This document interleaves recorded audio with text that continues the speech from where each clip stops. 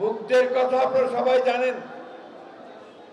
সে নিজে যারা আন্দোলন করছিল তাদের মধ্যে পানি বিলি করছিল, বারবার করে বলছিল পানি লাগবে, পানি লাগবে। এত তাড়াতাড়ি ভুলে যাবেন না। এই 1 বছরের মধ্যে হাততালি দিয়ে এটা ভুলে যাবেন না। প্লিজ মনের মধ্যে একটু আবেগ আনেন, কষ্ট আনেন।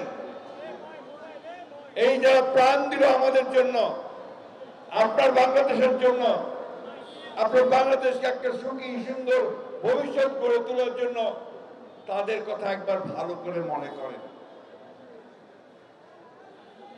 এই বোধটা যদি আপনার ভিতরে না আসে, এই অনুভূতি যদি না আসে, তাহলে তো আপনি এই দেশের জন্য কিছু করতে পারবেন না। আর কি যতই স্লোগান দেন আর চিৎকার করেন আর পোস্টার লাগান, কোনো লাভ হবে না। একে বদলাতে হবে, এই দেশকে বদলাতে হবে। আমাদের যে সমস্ত শাসকেরা, আওয়ামী ফ্যাসিস্টেরা, হাসিনারা, যা আমাদের দেশকে ধ্বংস করেছে, তাদের প্রতি ঘৃণা তৈরি করে। তারা যেন কোনোদিন ফিরে আসতে না পারে, হাসিনা যেন ফিরে না আসে আর আমার ছেলেদেরকে হত্যা করতে না পারে, সেই ব্যবস্থা তৈরি করতে হবে। সেই জন্য বলছি, ওই যে আপনারা খালি স্লোগান আর স্লোগান হাততালি দেন, এটা পুরনো ব্যাপার। এখন তা দেখতে চায় না মানুষ। মানুষ দেখতে চায় যে আপনারা সঠিক কাজটা করছেন। মানুষ দেখতে চায় যে আপনারা বাংলাদেশের ভালো কিছুর জন্য আপনারা কাজ করছেন। বিশেষ করে তরুণ ছেলেদেরকে বলবো, তোমরাই তো লড়াইটা করেছ, তোমরাই তো 5 তারিখে উত্তরায় হাজার হাজার লাখো মানুষ ছেলে একসাথে বের হয়েছ, গুলি হয়েছে, গুলির মুখে দাঁড়িয়েছ। দাঁড়াওনি? দাঁড়িয়েছ তবে কে? তাহলে সেই বোধটাকে নিয়ে আসুন যে আমাদেরকে এখন নতুন একটা বাংলাদেশ তৈরি করতে হবে। বারবার যে কথা আমাদের ভারপ্রাপ্ত চেয়ারম্যান তারেক রহমান সাহেব বলছেন যে আমাদের একটা নতুন বাংলাদেশ তৈরি করতে হবে। বারবার যে কথা আমাদের দেশনেত্রী বেগম খালেদা জিয়া বলেছিলেন যে ভিশন 2030 দিয়ে যে বাংলাদেশে একটা রেইনবো স্টেট তৈরি করতে হবে। আমাদের যিনি প্রতিষ্ঠাতা দলের শহীদ প্রেসিডেন্ট জিয়াউর রহমান, যাকে হত্যা করা হয়েছিল, যিনি শহীদ হয়েছেন, তিনিও সেই স্বাধীনতার যুদ্ধের ঘোষণা দিয়ে, ভাই প্লিজ এই যে একটু চুপ করে থাকেন, একটু স্বাধীনতা যুদ্ধের ঘোষণা দিয়ে গোটা মানুষকে অনুপ্রাণিত করেছিলেন যুদ্ধ করার জন্য, একটা স্বাধীন দেশ তৈরি করার জন্য। আজকে খুব কষ্ট হয়, আমার অনেক বয়স হয়েছে, বহুবার আপনাদের এখানে এসেছি, আমি এখানেই থাকতাম, আপনারা সবাই জানেন। খুব কষ্ট হয় যখন দেখি যে আমাদের এই ছেলেদের এত আত্মত্যাগ, আমাদের এই মানুষের এত আত্মত্যাগ, আমাদের মেহনতি মানুষের এই আত্মত্যাগ, তার বিনিময়ে দেশে এখন একটা অস্থিরতা দেখতে পাই, তখন কষ্ট হয়। আমরা তো সবাই চেয়েছিলাম, চাই, এখনো চাই, এই মুহূর্তে চাই যে আমরা একটা সবাই মিলে একটা চমৎকার সুন্দর বাংলাদেশ গড়ে তুলব। বন্ধুগণ, সেই লক্ষ্যে আমাদের সবাইকে কাজ করতে হবে। সেই জন্যই বলছি যে শুধু হাততালি দিলে আর পোস্টার নিয়ে ঘুরলে আর ভাইয়ের নামে স্লোগান দিলে কিন্তু কাজ হবে না। ভালো করে চারদিকে তাকিয়ে দেখেন, মানুষেরা কি কথা বলছে তার দিকে তাকান, মানুষেরা কি চায় সেটা বোঝার চেষ্টা করেন। অন্য কিছু করতে যাবেন, মানুষের তো বোকা না। আমরা অনেক ত্যাগ স্বীকার করেছি, এখন আমাদেরকে নতুন বাংলাদেশ তৈরি করতে হবে। মুগ্ধের বাবার কষ্ট, মুগ্ধের মায়ের কষ্ট, মুগ্ধের ভাইয়ের কষ্ট, আমাদের জাফরের মায়ের কষ্ট, এটাকে আমরা কখনোই তার কোনো প্রতিদান দিতে পারবো না, তাদের ঋণ শোধ করতে পারবো না। কারণ তারা দেশের জন্য, মানুষের জন্য, কল্যাণের জন্য তারা তাদের প্রাণ দিয়ে দিয়েছেন, রক্ত ঢেলে দিয়েছেন রাজপথে। এত সোজা ব্যাপারটা? ব্যাপারটা কি এত সোজা? আপনি ইচ্ছা করলে কি বুকের রক্ত দিতে পারবেন? পারবেন না।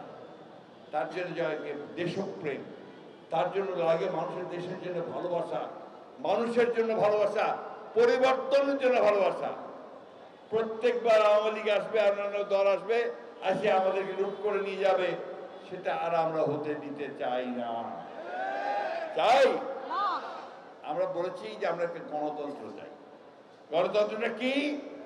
যে আমাদের সাধারণ মানুষ তারা তাদের মতামত প্রকাশ করবে, তারা ভোট দিবে, ভোট দিয়ে তাদের প্রতিনিধি নির্বাচন করবে, সেই প্রতিনিধিরা দেশ চালাবে। হাসিনার মতো দিনের ভোট রাত্রে করা, অথবা দামি ভোট করা, আর তার ইচ্ছা মতো এমপি তৈরি করা, ইচ্ছা মতো ওকে ব্যবসা বাণিজ্য দেওয়া, হাজার হাজার কোটি টাকা বিদেশে পাচার করে দেওয়া, ব্যাংকগুলোকে লুট করে ফেলা, এই কাজ আর কখনো হবে না। এই জিনিসটা আমরা দেখতে চাই, তাই কিনা? এখানে অনেক ছাত্র আছে না? কতজন ছাত্র আছে ভাই? একটু হাত তুলো তো। পরিবর্তন চাও? জোরে বলতে হবে, পরিবর্তন চাও? আমার মেহনতি ভাইয়েরা, শ্রমিক ভাইয়েরা, তারা এখানে আছেন না? অনেকে রিক্সা শ্রমিক ভাই, ভ্যান শ্রমিক ভাই, কারখানার শ্রমিক আছেন না? তারা হাত তোলেন। আপনি পরিবর্তন চান? তাহলে আমাদেরকে সেই পথে যেতে হবে। আজকে আপনি ধন্যবাদ দিতে চাই যে আমাদের এই যে অন্তর্বর্তীকালীন সরকার, অনেকে অনেক কথা বলে, অনেকে বকাবকি করে, ঠিক না? হ্যাঁ, তাদের অনেক ভুল আছে, ত্রুটি আছে, তাদের তো অভিজ্ঞতা নাই বেশি। আমরা আশা করেছিলাম যে 1 বছরের মধ্যে আমাদের যারা শহীদ হয়েছে তাদের প্রপার তালিকা তৈরি করে তাদেরকে পুনর্বাসনের ব্যবস্থা করবে। দুর্ভাগ্য তারা সেটা পুরোটা করতে পারেনি, কিন্তু তারা চেষ্টা করছে। গতকালই এই যে সংস্কারের যে আপনার বৈঠক, সেই বৈঠকটা গতকাল শেষ হয়েছে। আমরা আশা করছি 2-1 দিনের মধ্যেই পূর্ণাঙ্গ রিপোর্ট আসবে।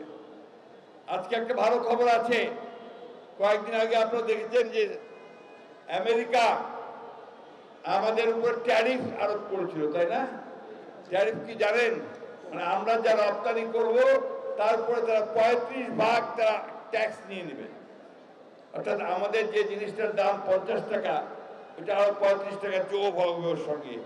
ফলে 100 টাকায় 35 টাকা, 135 টাকা দাম হবে। ফলে আমাদের জিনিস আর বিক্রি হবে না। ওটাকে পররাষ্ট্র দপ্তর এবং এই মন্ত্রীরা, অ্যাডভাইজাররা তারা আলোচনা করে এটা কমিয়ে 20% পর্যন্ত নিয়ে এসছে। সেই জন্য আমি এই গভর্নমেন্টকে, অন্তর্বর্তী সরকারকে ধন্যবাদ জানাতে চাই। এটা একটা বড় ক্রাইসিস পড়ে।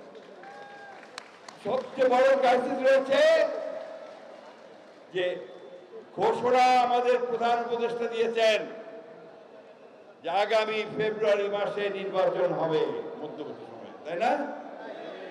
এই নির্বাচনটা আমরা চাই, দেশের মানুষ চায়। দেশের মানুষ একটা নির্বাচিত সরকারের অধীনে দেশ পরিচালনা করতে চায়। আমার তো যাওয়ারই জায়গা নাই। এখন ধরো আমার কোনো সমস্যা হলো, আমি কার কাছে যাব? পুরো এমপি নাই তো, আছে? তার যাবো কার কাছে? আমার সমস্যাটা পার্লামেন্টে কে তুলে ধরবে? লোক নাই। কে পার্লামেন্টে আমার দাবি নিয়ে কথা বলবে? লোক নাই। এই জন্যই আমাদেরকে দ্রুত নির্বাচন দরকার, দ্রুত পার্লামেন্ট দরকার, যে পার্লামেন্টে আমরা আমাদের কথাগুলো বলতে পারি। বন্ধুগণ, একটা বিরাট একটা ভয়ঙ্কর একটা ফ্যাসিবাদ হাত থেকে আমরা আপাতত মুক্তি পেয়েছি। এই মুক্তি তখনই চূড়ান্ত হবে যখন তাদেরকে আমরা রাজনৈতিকভাবে সম্পূর্ণ নিশ্চিহ্ন করতে পারব।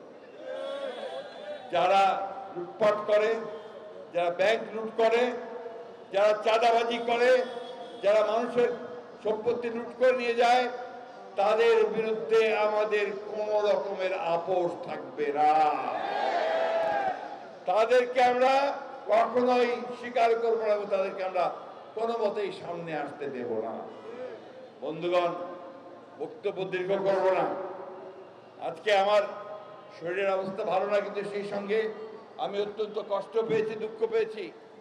আমি যখন দেখলাম আমার বোন জাফরের আম্মা তিনি বলছেন যে তিনি বারবার ছুটে গেছেন তার ছেলের দাফনের জন্যে, দৌড়ে চলে এসেছেন আন্দোলন করার জন্যে।